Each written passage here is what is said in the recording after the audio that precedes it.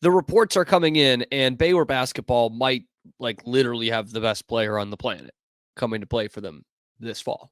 This is Locked On Baylor.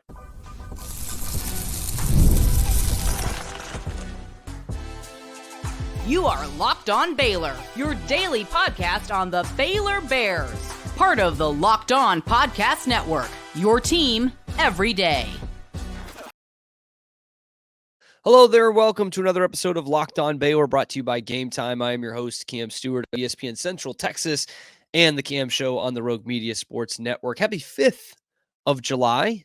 Hope you guys had a fun and safe and happy 4th, and no one had to throw it in reverse. Terry, appreciate y'all making it your first listen today and every day, even through these summer months. Those of you still following with us, we really appreciate that. We were a little football heavy in the last episode, so we're going to do a lot of basketball in this one, and that's because this Baylor Bears freshman sensation is taking over the globe, as we'll talk about here in just a second. And another key returning piece of the team, not a newcomer, but a returner. There are a few of those on the Baylor basketball team. A little update on his recovery and how important he's going to be this season, and some big changes coming to McLean Stadium that you can't help but be excited about. I think this is really going to help the game day experience, and hopefully the team does as well. We'll see. But starting with, we are in Olympic season, and there are still teams out there trying to qualify, one of which being the Bahamas, and the Bahamas has the benefit of having the next coming of Michael Jordan, which is VJ Edgecombe, who is coming to play for the Baylor Bears this fall out in, I think they're in Spain playing this tournament, and he has been a monster, an absolute monster, playing against grown men and playing with and against pretty darn good NBA players. You know, he is the Bahamians' leading scorer right now at over 20.5 points per game. He was just all over the place in a quarterfinal game against Poland, which, as you might know, comes against former Bear Jeremy Sohan as well. So very cool to see that. You know, it's obviously been, before I get more into the VJ Edgecombe stuff, it's been an awesome 5 or 6 years as a Baylor basketball fan. And it's kind of like everything has fallen in. So we had the national championship, and that's what we really care about, right? If that's all, then that's great. So we had that. And then you start getting the really high-end high school players, and then you start seeing more and more guys going in the lottery and the top 10 of the draft. I know there was some Bears sprinkled around that before the national championship, but you're starting to see more of that, and the draft nights become fun. And now we're in an Olympic year, and we're seeing Bears go against Bears. It's like everywhere you look in the basketball world, there is Baylor happening, and no one is making it happen more right now than VJ Edgecombe. I mean, just dominating in these Olympic qualifiers. And again, he's doing it for a very talented Bahamas team, like a team that's got Buddy Hield, one of the best college players we've seen the last 10 years. DeAndre Ayton, number 1 pick in the draft. Eric Gordon, a top 10 pick in the draft back in the day. Back in, I believe that was the 2008 draft. But guys who are seasoned NBA veterans, and VJ is the one standing out. And I think there are two important things that come with that, because a player like VJ coming into a very physical conference in the Big 12, I kind of talked about this with Dubravcic, the new Croatian player, the other day, is that playing in a tournament like this can be very helpful for him because he's playing against grown men, grown professionals. And we all know the physicality of the Big 12 and how that might be tough for some guys to adjust to right away, and just the toll it takes on your body, and having to step up your game a little bit. You're not just going to leap over everyone in the gym, and there's not going to be the space that there is against high school kids. And so that in and of itself is very important. Dubravcic got it playing in Europe. VJ's getting it right now. But again, to take it that next step, he's not just playing against run-of-the-mill European professionals who couldn't make it in the NBA. Nothing against them. He is playing with and against NBA players. He was playing against a top 10 pick in the draft in Jeremy Sohan the other day, and he's dunking over these guys. And that's the other thing, is when you look at the highlights of VJ, it's It's everything as advertised, but it's not against high school kids. It's against NBA guys. Okay, he's basically doing he's shooting a 50-40-90 right now. He's shot well over 40%. I think it's 43% from 3. 45 per, oh no, sorry, that's the team. He is shooting 43% from 3, which is something we're like, oh, he might be a decent enough shooter. He is dunking on guys. He is blocking shots on the perimeter. He had 21 points and 6 rebounds in that game against Poland, and one of the blocks was key. He had a big 3-pointer late. Again, that's not something we like expected to be a huge part of his repertoire. This kid is unbelievable. Like, I know Cooper Flagg is the prized possession of this next year's draft, but VJ Edgecombe is going to be right up there. And in a couple years, in the next Olympic cycle, we're going to be saying, "Damn, I wish he played for the U.S." That's how good I think he is. And he is just soaring up the charts. I mean, we'll remember a couple years ago when Baylor played in the what was it, the Global Peach Jam, whatever it was, up in Canada. Is that right? I don't remember. But they represented the U.S., and it was our first look at Keontae George. And Keontae was terrific in that tournament.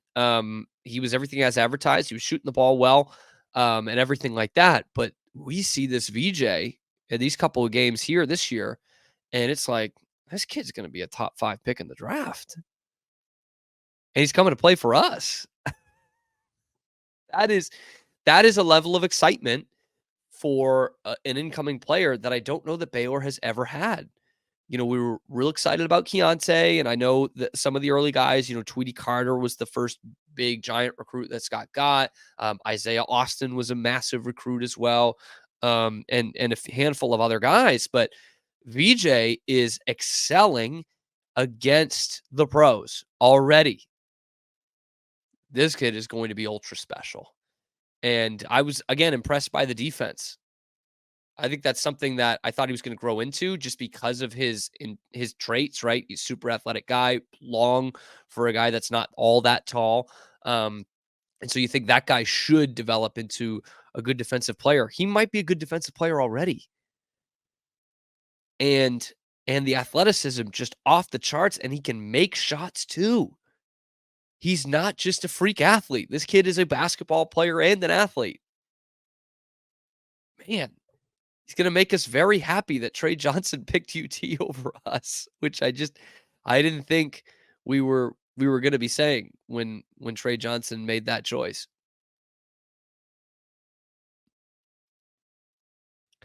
Passion, drive, patience, all those things VJ Edgecombe has because he is a champion, or at least is going to be. The formula for winning championships is also what keeps your ride or die alive. eBay Motors has everything you need to maintain your vehicle and level it up to peak performance. Superchargers, roof racks, exhaust kits, LED headlights, and so much more. Whether you're into speed, power, or style, all things VJ's got, eBay Motors has you covered. With over 122 million parts for your number one ride or die, you'll always find exactly what you're looking for. And with eBay's Guaranteed Fit, your part is guaranteed to fit your ride every time or your money back. So with eBay Motors, you're burning rubber, you're not burning cash. With all the parts you need at the prices you want, it's easy to make your car the MVP and bring home huge wins. Now, that eBay Guaranteed Fit is only available to our U.S. customers, so my Bahamian fans now, talk to VJ. He'll have a Texas address. He can do that for you. Keep your ride or die alive at ebaymotors.com. Eligible items only. Exclusions do apply. Once again, that is ebaymotors.com.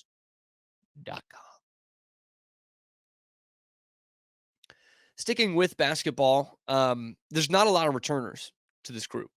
In fact, I think you can count them on one hand, right? And one of the key guys coming back is Langston Love. And I think we could have said the same thing before last year. We're right. And I think so much of this past year's team was hinged upon Langston Love and his availability. And I think even with the talent this year, I think there's going to be some of that this upcoming year as well, because he just proved to be such an important player, specifically on the offensive end. I've said it ad nauseum on this podcast time and again that he was going to be the sixth man of the year in the Big 12. He was going to run away with that award. He was averaging double digits off the bench. And that second unit just never gave Baylor the depth I thought they needed to make a deep run. I think depth can be a little bit overrated when it comes to college basketball, but when you look at the successful Baylor teams, it can't be understated that those teams had scoring off the bench. I look at the 21 team, and we kind of made Matthew Meyer into a meme, but like he was super important to that team. The fact that he could come off the bench, microwave, give you 10 points or more. I think back to that Villanova game not Villanova, Wisconsin game in the tournament that year in the second round, and he gave you like 17 off the bench. Like a lot of teams can't do that. A lot of teams can't do that. That's what I thought was one of the things that made Baylor really a cut above everyone else. And so you see some of these teams like a UConn the last 2 years, which got some contributions, there we go, from their bench, but really it was a dominant starting five. You looked at Kansas the year before in 2022, that was the same way as well. So there might be some other teams that can establish an all-star team that can get you there, like the Celtics in the NBA. But in terms of Baylor's success, it has come with high energy and scorers off the bench. And Langston Love was absolutely that. His shooting had improved. He was a guy who could get to the hole, especially when you had a true floor general like Ray J. Dennis, who was not a combo high volume scoring guard.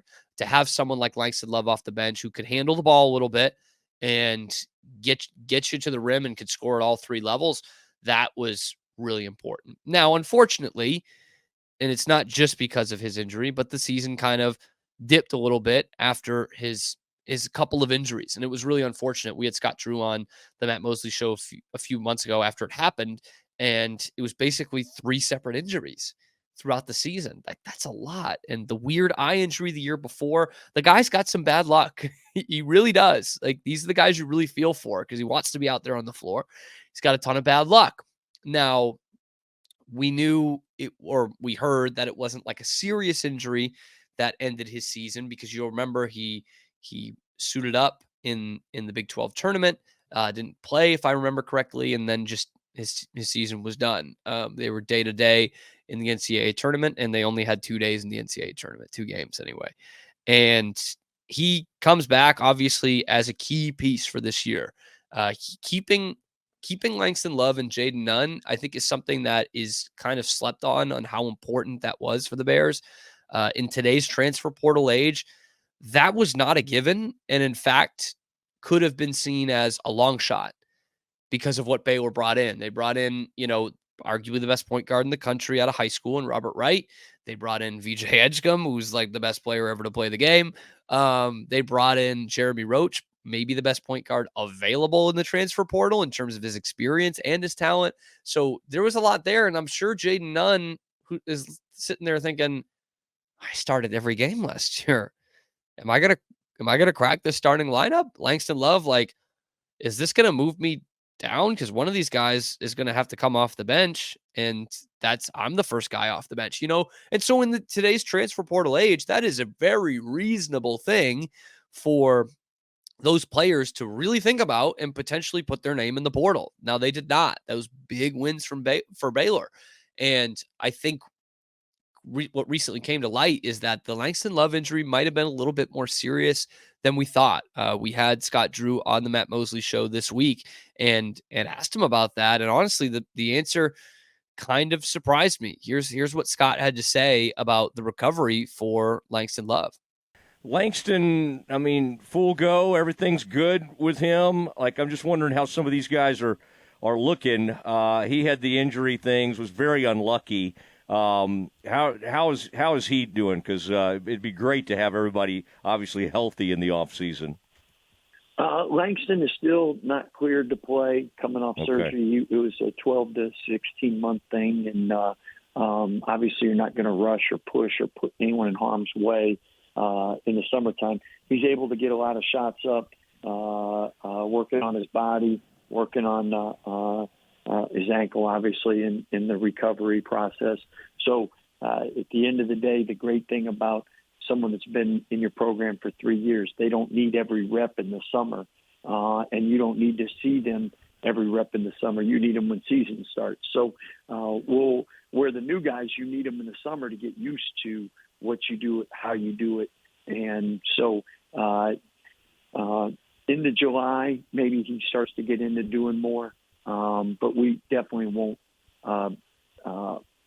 put him in there as far as contact goes until we're sure he's recovered. Yeah, so not as simple as we thought. I mean, we didn't know a lot. By the way, I do think Scott meant 12 to 16 weeks, not 12 to 16 months. That would be bad news Bears, big time. No, I think you had 12 to 16 weeks, which puts us, where are we right about? Somewhere between 14 and 16 right now, coming off the tournament, and he was out by the beginning of March. So, but he's still able to get out and get some shots up. But I think we were all kind of surprised to hear he hasn't really worked out yet. He hasn't been out there and really pushing it, practicing with the guys or anything like that. I think they have started some practices here and workouts here in the summer. But then again, we're also 4 months away from games.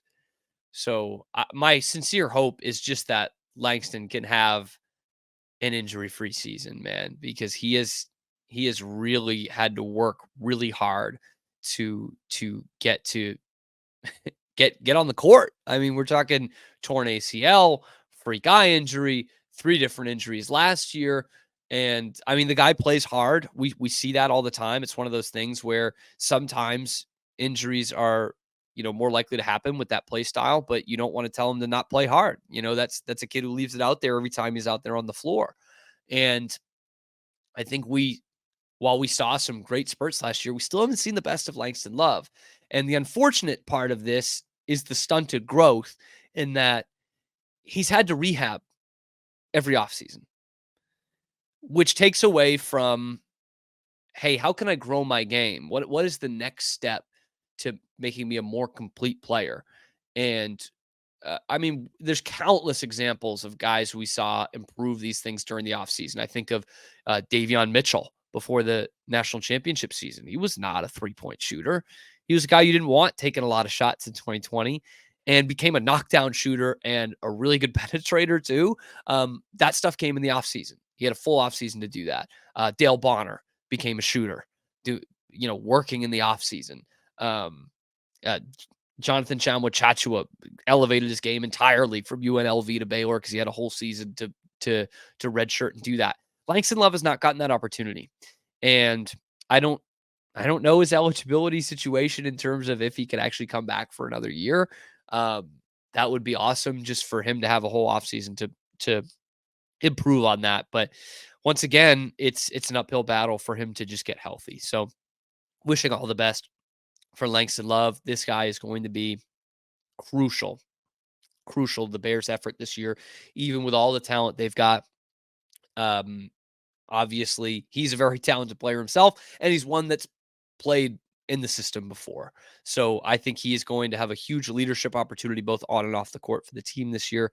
Let me know how you think about how impactful he might be. If you're watching on YouTube, drop that down in the comments below. But Baylor football is getting to work on something in this offseason that's not just rehabbing. They dropped some big news this week about the game day experience here at McLean Stadium.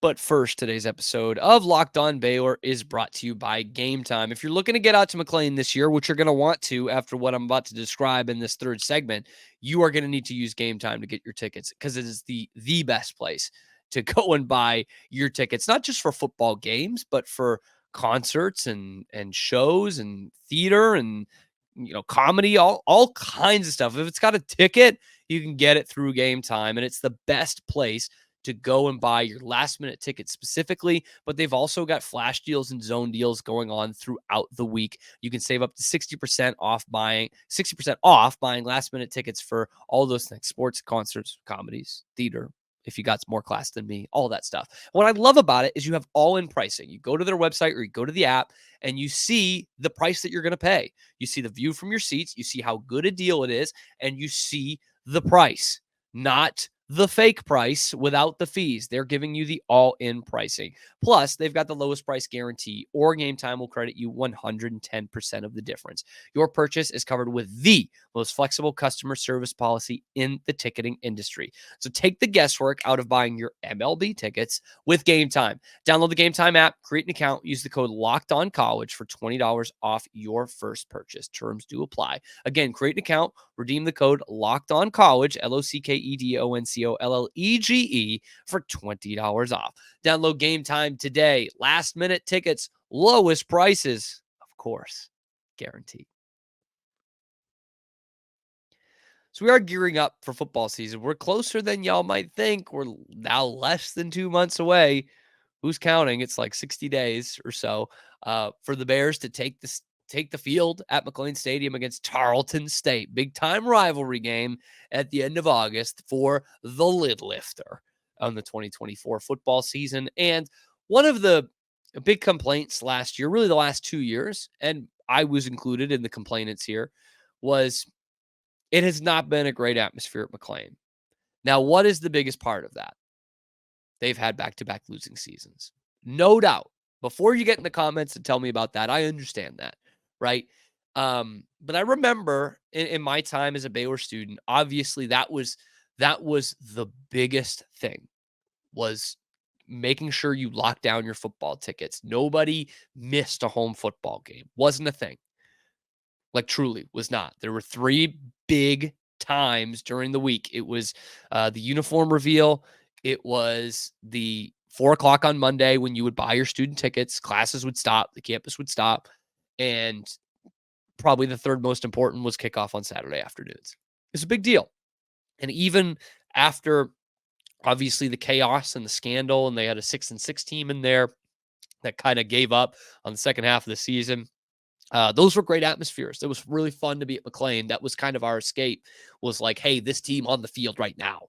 2017, they were 1-11. I'm not going to say it was Death Valley down there, but we had a few good atmospheres in there. I remember that OU game specifically early in the season, where we did know we were going to stink. I mean, we had already lost to Liberty and UTSA, but that place was rocking, and it was just a really fun place to be, no matter the time, no matter the weather, no matter the opponent. And it hasn't been that way the last 2 years. Now, yes, part of it was losing, but part of it, I just think there was an edge lost in the Baylor crowd and in the McLean Stadium game day atmosphere. You know, the walk to the stadium just did not have the same juice that it used to. And Baylor's trying to fix that. In some small ways that are going to enhance the in-stadium experience. But they announced a couple of those earlier this week, one of which being they have a new hospitality suite right in front of the scoreboard on the berm, which for a lot of us fans doesn't do a lot. You know, we're sitting in the student section, or we've got season tickets. We're not. I'm certainly not a luxury suite person. That's not my tax bracket. But I can see why that would help the overall experience. Plus, the berm is huge, so it's not like you're losing a ton of seating there. Now, what I am interested in, because I'm a nerd about these things, are the scoreboard additions. There's new scoreboards being put out throughout the stadium, more like a basketball scoreboard, in that it's, you know, square, and it's got the yardage and the penalties and whatever passing yards. I love that stuff, especially watching from the press box, because it's tough to track. It is tough to track the score inside McLean Stadium, especially if you're sitting on the student section side, because it's going around the stadium, like behind you. And it's thin. It's not easy to read for folks like me, who are getting old very fast. And it seems like overdue to kind of have those kind of scoreboards. So I'm into that. Now, the big one is they're making new changes to the big scoreboard behind the berm in the end zone, including, if I'm gathering all of this correctly, a video board on the backside of that scoreboard. So what that means, folks, is if you are a law student and you're saying you're not going to the football game because you have to study, that's still not a great excuse, but at least you can watch the football game because the video board will be out towards the river. So if you're sailgating before the game and maybe, you've had a couple too many, you're not driving, of course, but you've lost track of time and you're like, oh man, has the game started? You can look because you can watch the game from the river. I do like this because it is Baylor leaning into something that makes it unique, which is the sailgating and the river experience. And the more up to date we can make that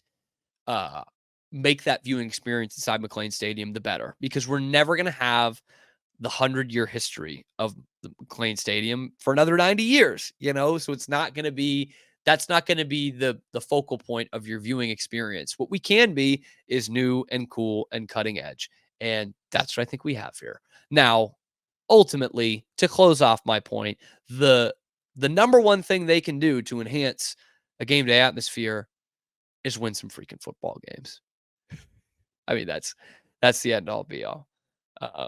Because right now, if it's another 3-9 season, you might see a garbage time touchdown while you're walking over the bridge away from the stadium. So, but I'm glad we're at least, focusing on trying to make that experience better. Anyway, let me know what you think about those additions to McLean Stadium. Drop that down in the comments below. Also, what you have to think about Langston Love and VJ Edgecombe and how they might be Jordan and Pippen on this 96 Bulls team. I mean, 24-25 Baylor Bears basketball team. Drop that down in the comments below. Be sure to like and subscribe. Leave a comment just saying, hey, it'd be great. Tell me what you did on 4th of July.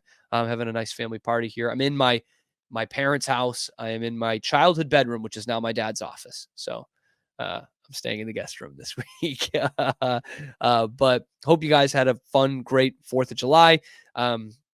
We will be back on Monday. So thank you for making it your first listen today and every day. And we will have some more recruiting news for you, I'm sure, on the next episode of your favorite program, which is Locked On Baylor.